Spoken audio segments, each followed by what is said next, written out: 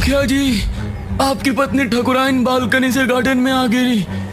क्या वो ठीक तो है? उनको चोट तो नहीं आई है मुखिया जी, लेकिन उनकी आंखों में खौफ नजर आ रहा है और वो कुछ बोल भी नहीं रही हैं। हे भगवान!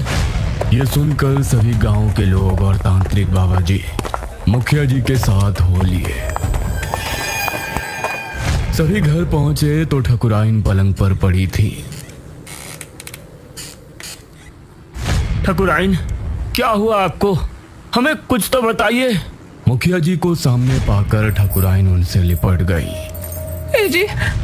कुछ देर ठकुराइन ऐसे ही मुखिया जी के गले लगी रही और फिर हिम्मत करके बोली, मुझे बहुत ही भयानक सपना दिखाई दिया और फिर ऐसा लगा कि कोई मेरा पैर खींच रहा है। मैं अपने आप बालकनी में खींची चली गई और अपने आप को संभालने की कोशिश की तो गार्डन में जा गिरी। उसके बाद मुझे होश ही नहीं रहा कि मैं कहाँ हूँ। ये सुनकर सभी हैरान रह गए और तांत्रिक बाबा बोले, ठकुराइन जी, क्या आपके घर से आपकी कोई चीज गायब है? इस पर ठकुराइन ने सोचकर जवाब दिया, हाँ, हमारा पुश्तैनी हार गायब है। कल शाम हमने उसे उतारकर अलमारी में रखा था, लेकिन अब वो कहीं नहीं मिल रहा। यह सुनकर बाबा ने मुखिया जी की तरफ देखा और बोले, ठकुराइन का खास ख्याल रखा जाए।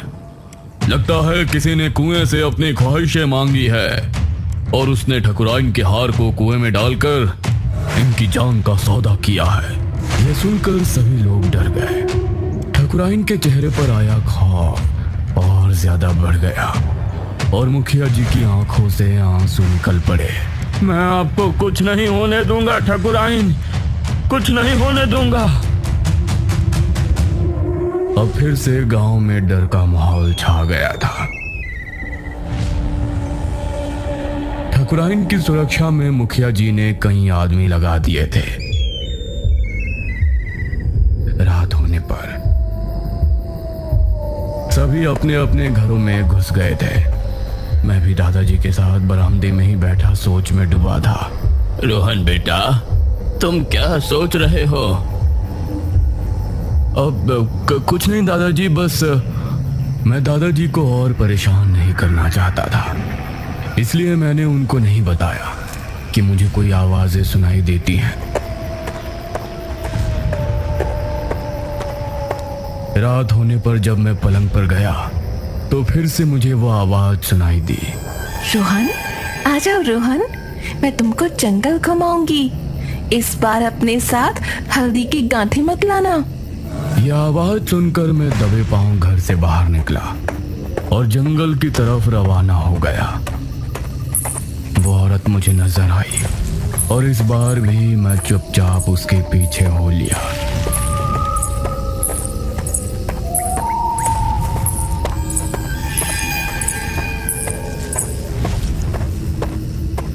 आप पिछली बार भाग क्यों गई थी?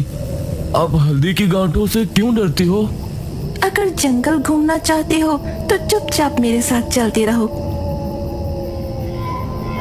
इस तरफ मुखिया जी भी अपनी पत्नी के साथ कमरे में बैठे थे। अरे आप कब तक ऐसे जागते रहेंगे? सो जाइए ना।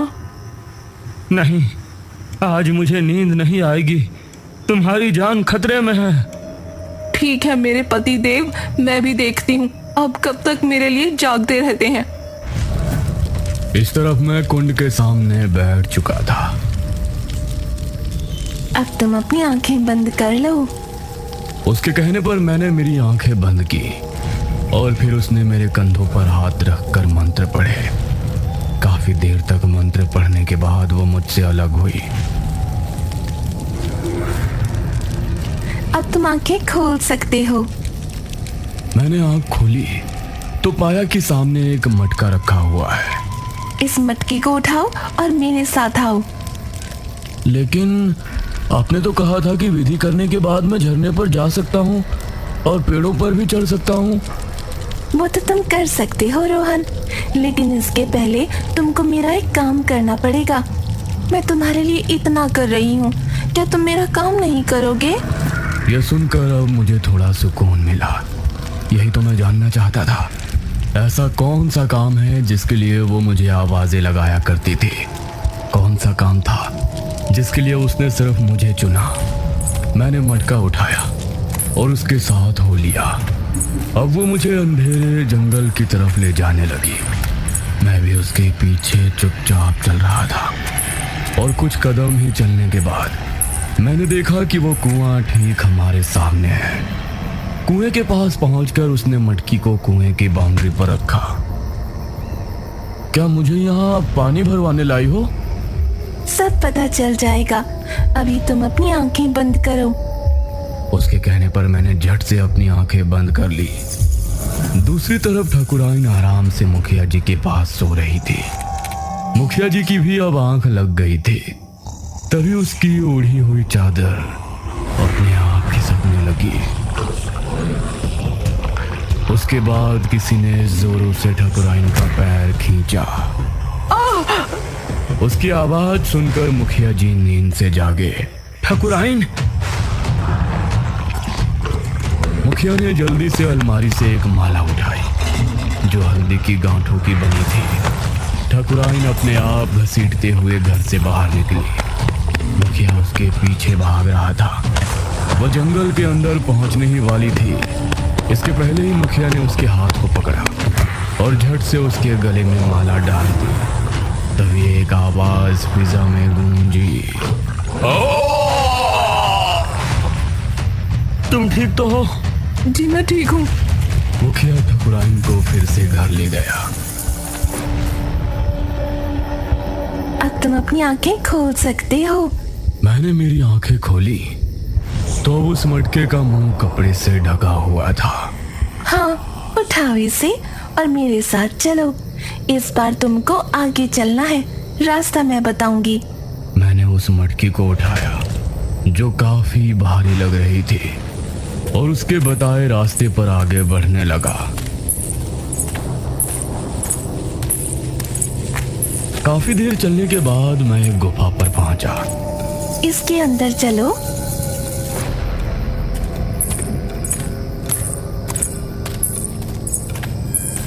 गुफा के अंदर जाने पर मुझे बहुत ठंड लग रही थी। मेरी रफ्तार जब भी हल्की होती तो वो मुझे टोकते हुए तेज चलने को कहती। इसी तरह चलते हुए मैं एक जगह पहुंचा जहां जमीन पर 5 गोल घेरे बने थे। इसे घेरे में ये मटकी रख दो। मैंने उस मटके को घेरे में रख दिया और फिर वो मुझे गुफा के बाहर ले आई। अब मैं तुमको इस इलाके में ले चलती हूँ। अब तुम झरने में नहा भी सकते हो और पेड़ों से फल भी तोड़कर खा सकते हो। इस पर मैंने खुश होने का नाटक किया। वो मुझे झरने पर ले गई जहां मैंने खूब मौज मस्ती की। पेड़ों पर चढ़कर मैंने फल भी खाए, उसे ये दिखाने के लिए कि मैं सिर्फ एक भोला भाला हूं। लेकिन असल में मेरे दिमाग में वो सवाल गूंज रहा था, मेरे हाथों उस मटकी को गुफा के अंदर रखवाने के पीछे उसकी क्या वजह थी? ये काम वो किसी और से भी तो करवा सकती थी। कुछ देर ऐसे ही मस्ती करने के बाद मैंने उससे विदा ली और घर पहुंचा।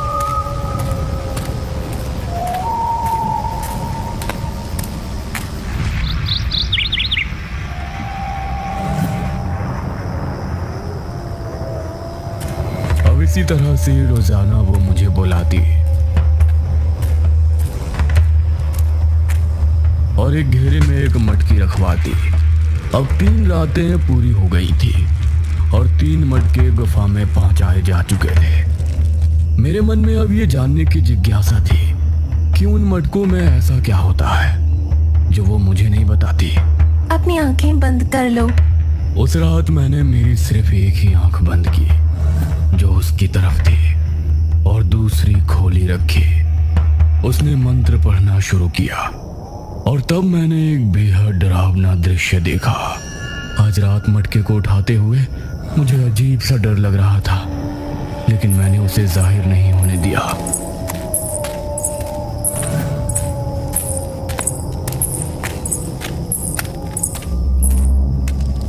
उस मटके को गुफा में पहुंचाने के बाद अब मैं फिर से घर पहुंचा।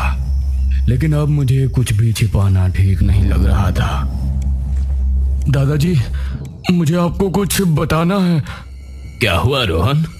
बताओ, क्या बताना चाहते हो?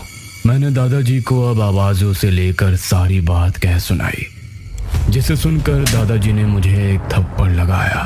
तुमको पता भी नहीं है कि तुमने गांव वालों को किस मुसीबत में फंसा दिया है। दादाजी ने मुखिया को खबर पहुंचाई और मुखिया जी ने अब उन्हीं महान तांत्रिक को बुलाया।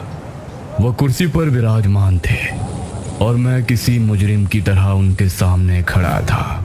जिज्ञासा, जिस जिज्ञासा के चलते तुमने यह गलती की है वो कोई छोटी गलती नहीं है रोहन बेटा। मुझे अपना बाजू दिखाओ। यह सुनकर मैंने कमीज ऊपर करके अपना बाजू उन्हें दिखाया। मेरे बाजू पर एक छोटा सा काला निशान था जो पैदाइशी था। मंजरी को हमने बुरी तरह मार पीट कर गांव से निकाल दिया था, लेकिन उसे काली विद्या आती थी, इसलिए उसने किसी तरह से अपने आप को बचा लिया था। लेकिन अब हल्दी की गांठें उस पर भी अभिशाप हो चुकी थी। मतलब हल्दी की गांठों से अब मंजरी को भी दूर रहने की जरूरत थी और कुएं के शैतान से अब उसने सौदा किया था। मंजरी, अब तक कई इंसान मैंने इस कुएं में समा लिए हैं। अब तुम जाओ तो अपनी शक्तियां बढ़ाने के लिए और मुझे इस कुएं से आजाद कराने के लिए एक विधि कर सकती हो। कैसी विधि देव?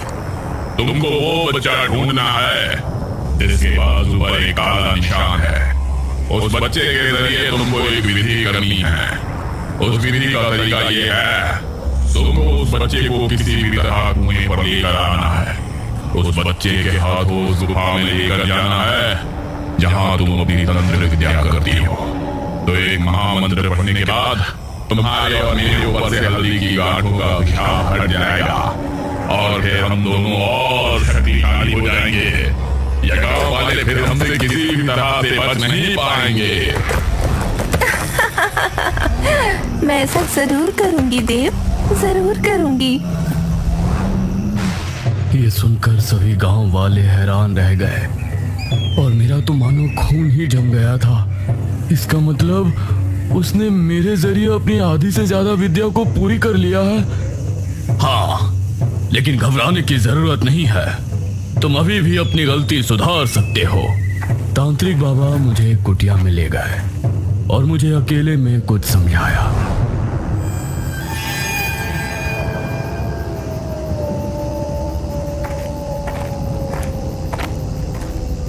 उस रात मैं फिर से मंजरी के पास पहुंचा। आज बस आखिरी रात है। आज तुमको मेरा ये काम आखिरी बार करना है। उसके बाद तुम आजाद हो। फिर तुम कभी भी जंगल आ सकते हो। तुमको मेरा काम करने की जरूरत नहीं पड़ेगी। मुझे बहुत खुशी है कि मैं आपके काम आ सका।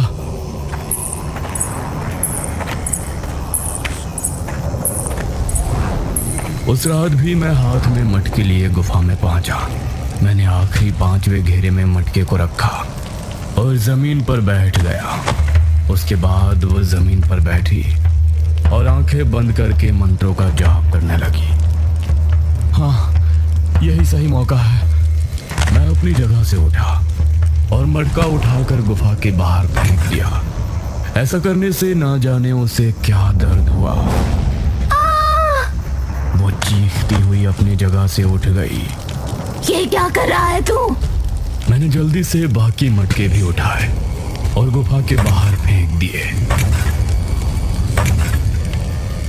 उसने अपना लबादा उतार फेंका और मैंने पहली बार उसका चेहरा देखा।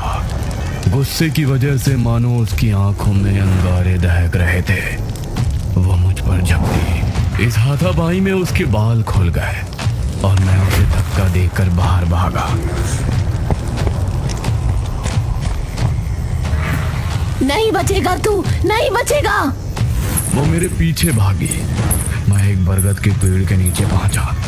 वहां पर मैंने जमीन से एक हल्दी की गांठ निकाली और उसे उठा लिया। वहीं रुक जाओ। मेरे हाथ में हल्दी की गांठ देखकर वो वहीं रुक गई और हैरानी से मुझे देखने लगी।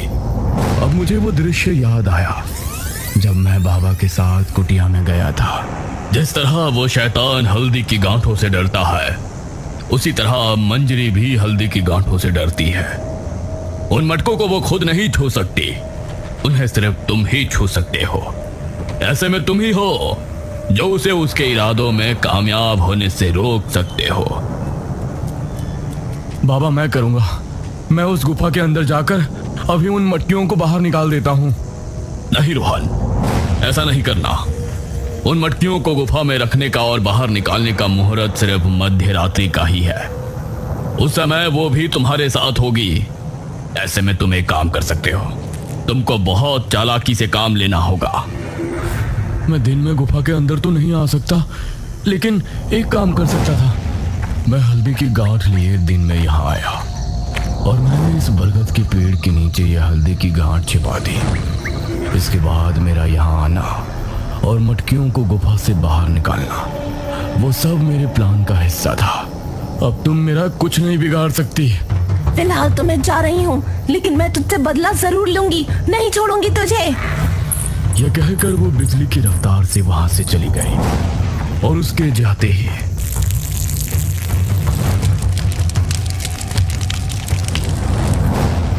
उसी रात एक शख्स हाथ में लालटेन लिए काला लबादा पहने हुए कुएं पर पहुंचा। उसने अपनी जेब से एक चीज निकालकर कुएं में डाल दी।